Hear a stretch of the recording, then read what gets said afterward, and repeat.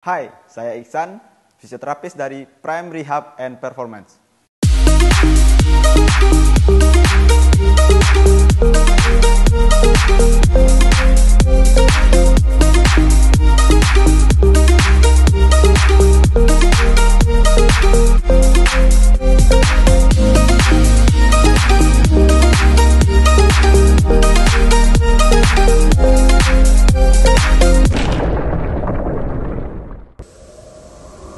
Kembali lagi bersama saya Iksan di Prime Rehab and Performance YouTube channel. Oke, pada video kali ini kita akan membahas lebih lanjut tentang hernia nucleus purposus atau saraf terjepit pada pinggang. Nyeri punggung bawah atau dikenal dengan low back pain adalah rasa nyeri pada pinggang atau tulang punggung bagian bawah. Nyeri punggung bawah adalah penyebab umum fungsi atau aktivitas terbatas pada orang dewasa muda. Penyebab nyeri punggung bawah meliputi 97% penyebabnya oleh faktor mekanis, 1% faktor non-mekanis, dan 2% faktor yang disebabkan oleh penyakit internal. Lesi diskus intervertebral atau nyeri pinggang akibat saraf terjepit menyumbang 4% dari nyeri punggung bawah mekanis. Sekitar 95% herniasi diskus di area lumbal terjadi pada L4 sampai dengan L5 atau L5 sampai dengan S1. Pemeriksaan neurologis yang cermat dan menyeluruh dapat membantu melokalisasi tingkat herniasi diskus lumbal jika menyebabkan radikulopati. Pengetahuan yang benar tentang anatomi akar saraf dan herniasi lumbal dapat memungkinkan interpretasi yang tepat dari temuan klinis yang terkait dengan kondisi ini. Oke, kita cermati gambar ini. Merupakan area dermatom atau landmark anatomi. Dermatom adalah area kulit yang disuplai oleh serabut saraf aferen dari akar dorsal saraf tulang. Saraf tulang belakang tertentu yang secara khas dimiliki oleh dermatom setiap saraf. Ketika HNP terjadi pada segmen lumbal 4 sampai lumbal 5, akar saraf lumbal 4 keluar dari viromania lumbal 4 sampai lumbal 5. Ketika mengalami herniasi diskus dan kompresi saraf, menyebabkan nyeri punggung yang menjalar ke paha bagian depan dan bagian tengah kaki.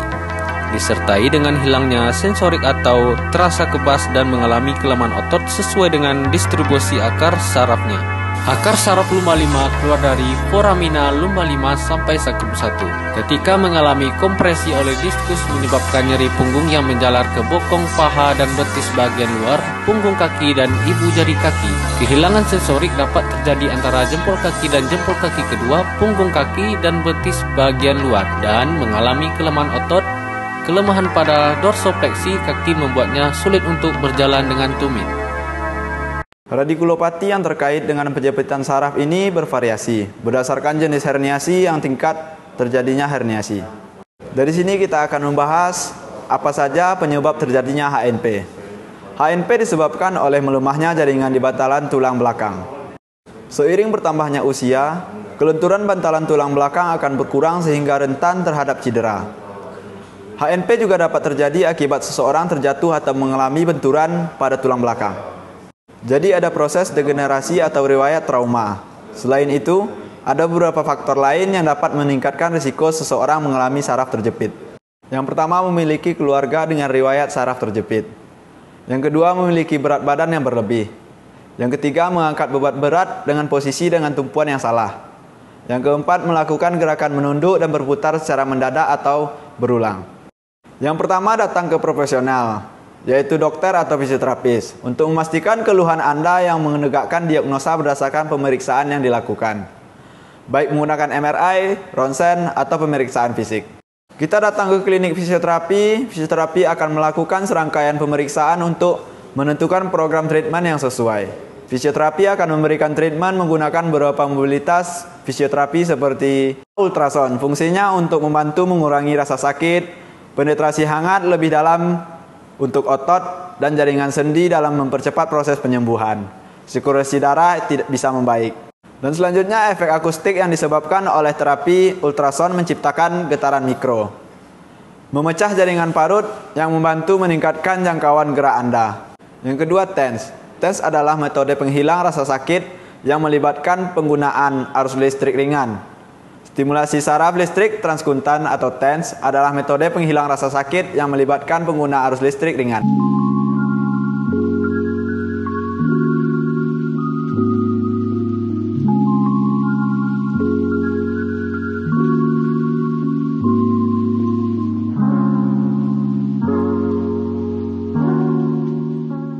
Impuls listrik dapat mengurangi sinyal rasa sakit yang masuk ke dalam sumsum tulang belakang dan otak, yang dapat membantu meringankan rasa sakit dan mengendurkan otot. Mereka juga dapat merangsang produksi endorfin yang merupakan obat penghilang rasa sakit alami tubuh. ESWT merangsang proses penyembuhan dengan meningkatkan aliran darah ke daerah yang terkena, yang mempercepat penyembuhan yang sering menghasilkan bantuan lebih cepat dari rasa sakit.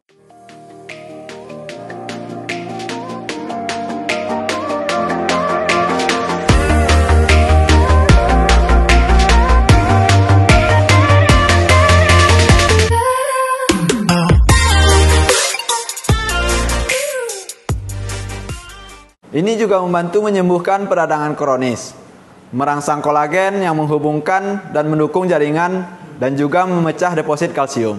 Selanjutnya SWD. Penerapan diatermi adalah bagian yang diterapi elektro untuk pengguna gelombang elektromagnetik, frekuensi tinggi yang bertujuan menghasilkan panas untuk jaringan tubuh.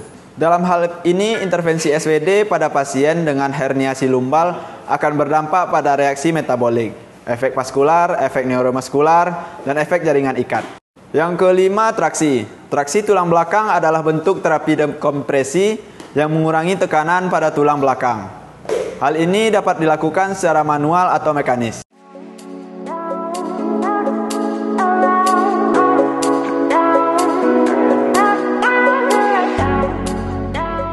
Selanjutnya, masas. Pijatan yang dilakukan dapat memperlancar sirkulasi darah, merelaksasi otot-otot pinggang yang kaku, mengurangi stres hormonal, dan meningkatkan fleksibilitas jaringan otot.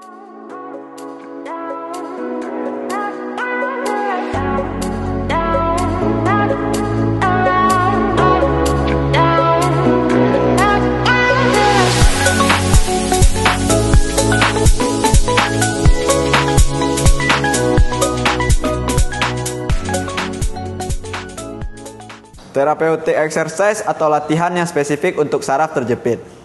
Kita dapat melakukan latihan stabilisasi tulang belakang seperti kontraksi isometrik multifidus atau transversus abdominis, core up, bridging, bird dog, dan plank. Setiap gerakan dilakukan dalam 10 set dengan 2 repetisi, dengan frekuensi 2 kali seminggu selama 3 minggu. Fungsinya adalah mengaktifkan otot-otot inti stabilisasi dari tulang belakang. Hal ini dapat menjaga stabilisasi kolom vertebral dan mencegah menonjolnya diskus ke arah posterior atau belakang. Latihan penguatan multifidus. Posisi telungkup dengan posisi kedua tangan di samping, kemudian gerakan pinggang Anda ke atas sedikit untuk mendapatkan kontraksi otot di area pinggang dan pertahankan. Lalu gerakan salah satu tangan ke arah atas dengan tetap menjaga posisi pinggang. Kita jangan sampai ada pergerakan.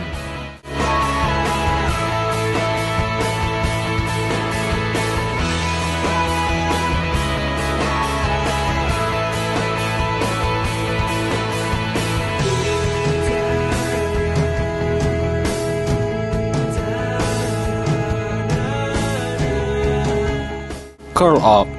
Posisi terlentang di matras, tekuk salah satu kaki dan letakkan kedua tangan di arah pinggang. Kemudian, gerakan leher dan bahu ke atas dengan mempertahankan posisinya, sehingga kita mendapatkan kontraksi otot di area perut. Lakukan hal yang sama dengan kaki yang lainnya.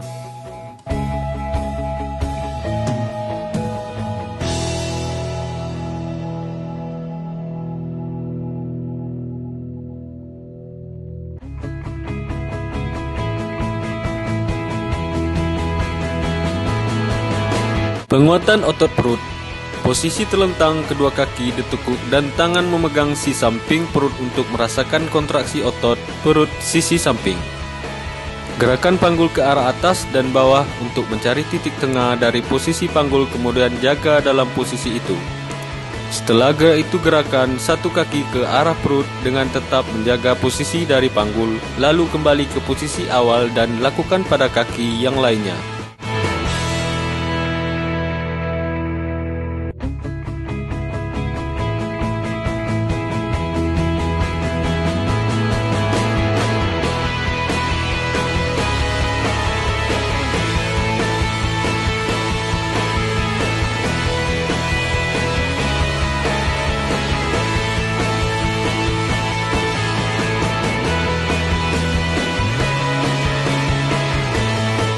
Bridging. Posisi terlentang tekuk kedua kaki, kemudian gerakan panggul ke arah atas dan pertahankan posisinya, lalu kembali ke bawah.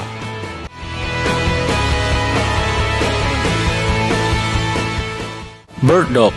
Posisi merangkak, pertahankan posisinya, kemudian gerakan lengan dengan kaki bersilangan ke arah depan dan belakang. Tahan, lalu kembali lagi dan lakukan pada sisi yang lainnya. Plank.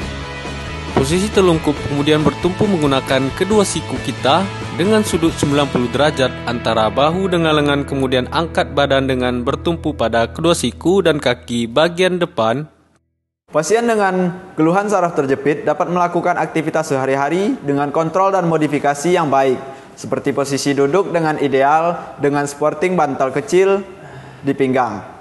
Ketika mengangkat barang, mengambil barang dari bawah dengan gerakan yang membutuhkan rotasi atau putaran badan dengan membawa beban.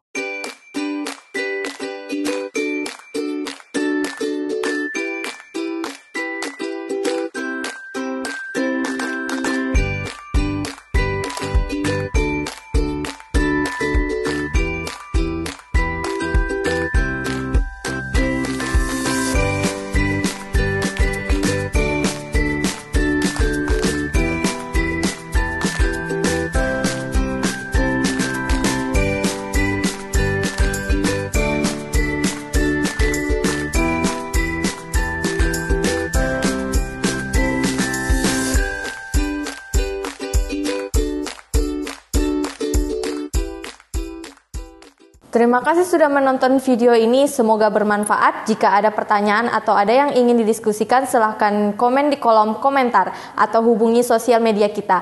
Jangan lupa like, comment, share, and subscribe. Sampai jumpa di video kita selanjutnya. Bye-bye.